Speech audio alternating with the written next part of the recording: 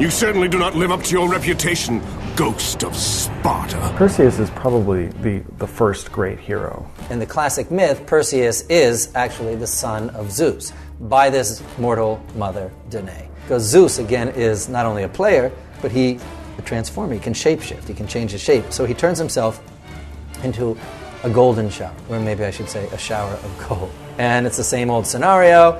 He's there with Danae. Bada boom, bada bang. One of the things that heroes always have to do is they have to go on a quest. With the help of the gods, he manages to kill Medusa and cut her head off without being turned into stone. Just your all-round kind of heroic Greek classic figure, the kind they built statues to. Yeah. No! That door was my only escape! It was absolutely a conscious decision to make all of the mortal characters sort of blockers in Kratos' way, but blockers that have a bit more personality. So when you fight him, he's on the island, he's trying to change his fate, and then he runs into Kratos and goes, oh.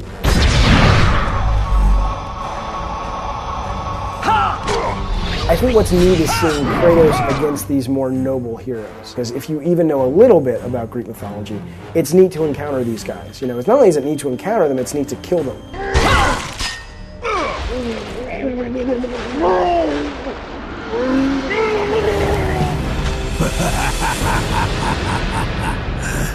The ghost of Sparta. Theseus. Theseus is the archetypal hero of the city of Athens. He is a son of Poseidon. His most famous exploit in modern times is when he went and defeated the Minotaur. Mythologically speaking, Theseus is a guy who just, had a string.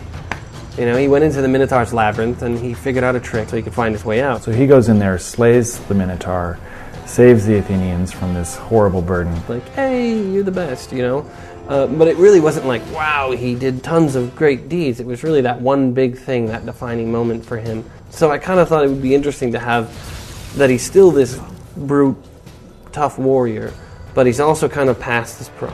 I serve and protect the Sisters of Fate for the glory of Zeus. And it sort of reflected in the style of fight as well, that he's a big talker, but really he just was a guy who had a piece of string.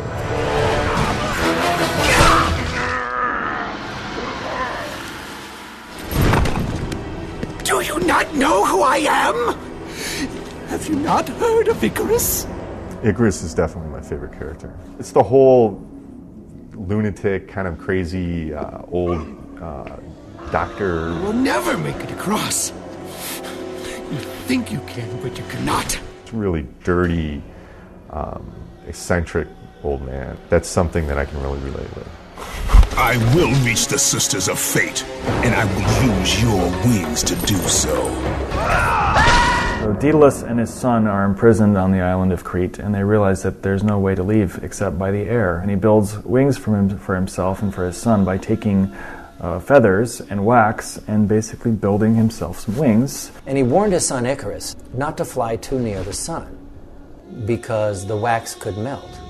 But Icarus didn't heed his father's sage counsel. He kept going up and up until he got so close to the sun, the wax of his wings started to melt. The wings were made out of wax and they melted and deteriorated just like we wanted them to in the game. So it was kind of a no-brainer. It fell into the story perfectly, and gameplay-wise, design-wise, they're excellent. The thing that separates heroes from human beings is that they're human, but that they can do superhuman things. They have more fortitude, they have more courage. They have good hearts. They are heroic. Kratos is not heroic. Kratos is driven by rage and anger and resentment. You can be as noble as you want in the God of War universe, but ultimately the animal is going to kill you, and the animal is Kratos.